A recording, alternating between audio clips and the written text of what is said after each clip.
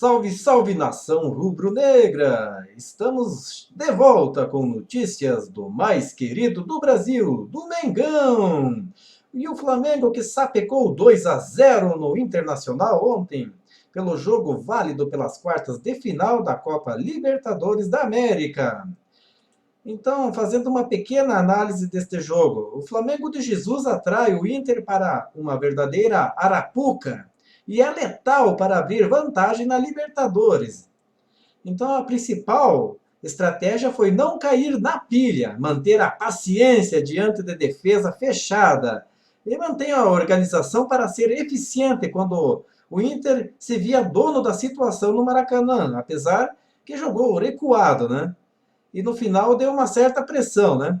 Mas, como diz o Jorge Jesus, fomos um time experiente. A frase que passou despercebida entre tantas nos mais de 40 minutos de entrevista coletiva de Jorge Jesus define bem o que levou o Flamengo aos 2-0 sobre o Internacional, na abertura das quartas de final da Libertadores. Some a isso duas características que chegam a reboque da experiência, paciência e eficiência. Então, esses são os três itens principais: a experiência, a paciência e a eficiência do Flamengo para superar o Internacional. Além de vencer o duelo da noite desta quarta-feira no Maracanã, a equipe que fez mais por onde, disso não há dúvida. E não estamos falando só pelos 70% de posse de bola, mas do triplo de passes trocados, 488 contra 134 do Internacional, ou as 5 chances claras contra uma do Inter. Por conceito de jogo, o Flamengo mostrou diante do torcedor ser uma equipe que joga futebol, enquanto o Inter tenta impedir que o adversário tenha êxito. Muita catimba, né? É o que a gente viu ontem, né? Com a exceção de bolas esticadas para um guerreiro nervoso e amplamente dominado por Rodrigo Caio, o Colorado se limitou a defender e catimbar a maior parte do jogo. Quando esboçou colocar as mangas de fora, foi castigado. Mas e por que isso? Pela experiência, paciência e eficiência dos jogadores do Flamengo, né? Então, mesmo com mais de 60 mil vozes empurrando nas arquibancadas, o time de Jorge Jesus não se deixou levar pela emoção. Buscou o ataque, sim, o tempo todo, mas de forma ordenada. E se era difícil furar a retranca gaúcha, tinha consciência de que o 0-0 não era tão ruim assim, porque sofrer gol em casa é proibido em uma competição, né? Dessas é complicado, né? Então o Flamengo, em momento algum, se mandou para o ataque. E a todo instante procurou espaços, procurou trabalhar as jogadas, procurou ditar o ritmo de um jogo, que se não era ao seu feitio, também não era tão perigoso assim. Característica de uma equipe madura, vital, para um mata-mata. Fosse no primeiro tempo com um baleado Arrascaeta ou no segundo com um acelerado Gerson, o Flamengo repetiu uma característica que já tinha ficado evidente no clássico contra o Vasco, quem não lembra, né? Manter a consolidada a estrutura coletiva para quando o talento individual pudesse entrar em ação, e assim foi.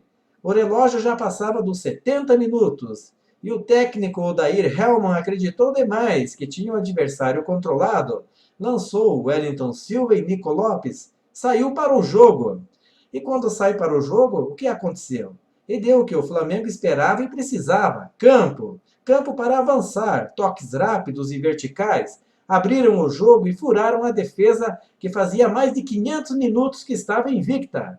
Felipe Luiz, Everton Ribeiro e Gabigol e Gerson, que fez a diferença. Todos tiveram participações importantes nos 2 gols de Bruno Henrique, com a mesma característica, que é o passe rápido para frente.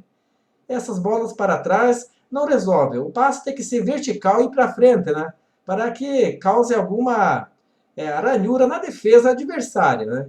Então o Flamengo de Jorge Jesus a cada dia dá amostras de evolução. Um time intenso, maior cobrança do português, aprendeu a ser experiente, paciente e eficiente. O Inter sentiu na pele e terá que quebrar a cabeça para elaborar uma estratégia se quiser dar a virada na quarta que vem no Beira-Rio.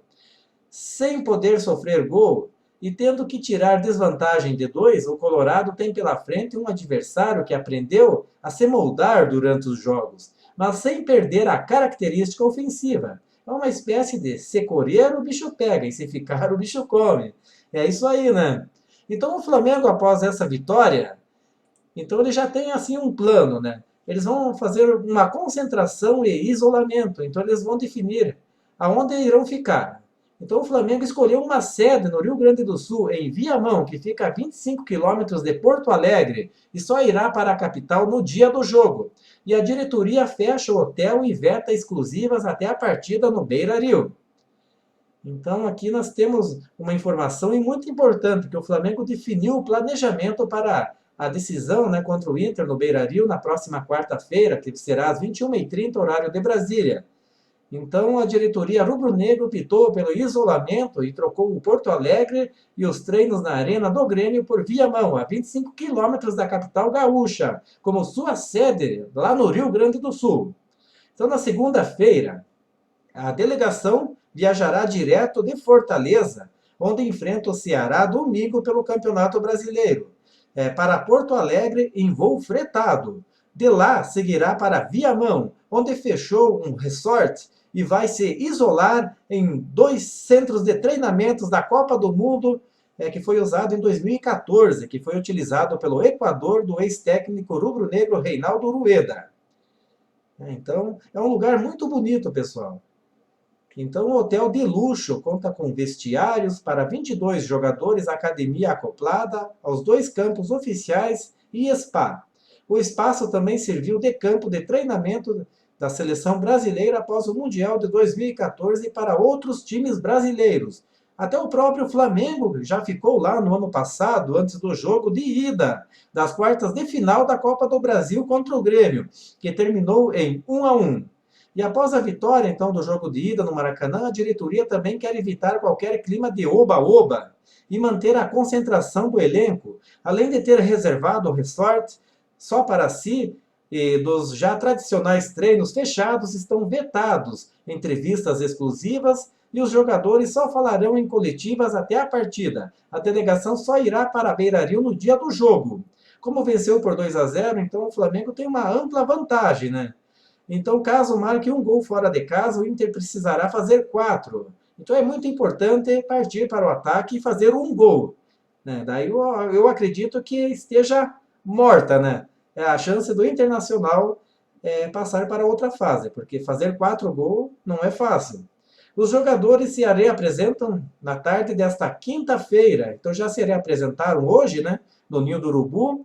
E o técnico Jorge Jesus vai começar a projetar o time que enfrentará o Ceará no domingo. A tendência é que alguns atletas sejam poupados, né? Então essa é a notícia do pós-jogo, né? E como será a concentração do Flamengo até o segundo jogo contra o Internacional, na quarta-feira que vem.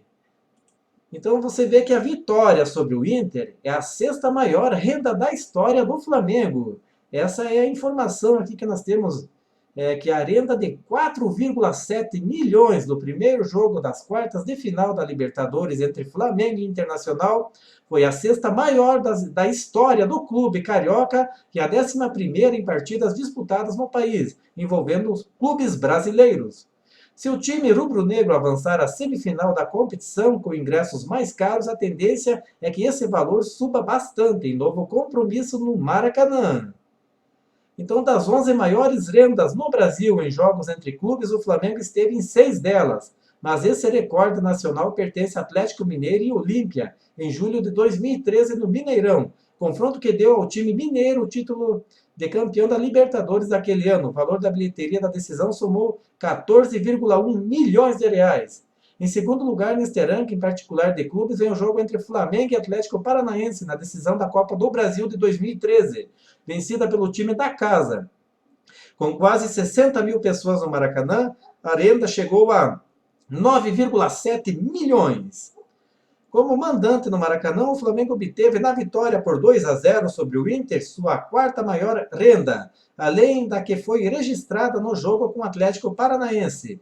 As outras duas foram em partidas com o Cruzeiro, 1-1 na primeira partida da final da Copa do Brasil de 2017, conquistada pelos mineiros 7 milhões. E contra o Independiente, 1-1, decisão da Copa Sul-Americana de 2017. Então foi 6,6 milhões de reais. Sendo que o jogo Flamengo e Inter é a segunda maior audiência da Libertadores 2019. E sabe qual é a primeira? Então vamos ver aqui. O Flamengo segue colecionando bons públicos no Maracanã e também ótimos números na audiência pela televisão em 2019, especialmente na Libertadores. Nesta quarta-feira, a vitória rubro-negra sobre o Internacional, que teve mais de 66 mil pessoas no estádio, alcançou a segunda maior audiência da Globo no torneio sul-americano no Rio de Janeiro. Com 54% da participação dos televisores ligados no horário, a partida teve 38 pontos de audiência no Rio de Janeiro. O resultado perde apenas para o jogo de volta das oitavas de final entre quem? Flamengo e Emelec, quando o time carioca venceu por 2-0 no tempo normal e conseguiu a vaga nas quartas de final apenas nas cobranças de pênalti. Então é isso aí, galera. O Flamengo batendo recorde em cima de recorde. Quero agradecer a todos os amigos aqui pela presença no canal. Então, quero desejar a todos aí um ótimo dia e vamos torcer aí para o nosso Mengão chegar à semifinal da Copa Libertadores da América. Um forte abraço a todos. Lembrando que em breve voltarei com mais notícias do mais querido do Brasil. Um forte abraço e até a próxima, amigos!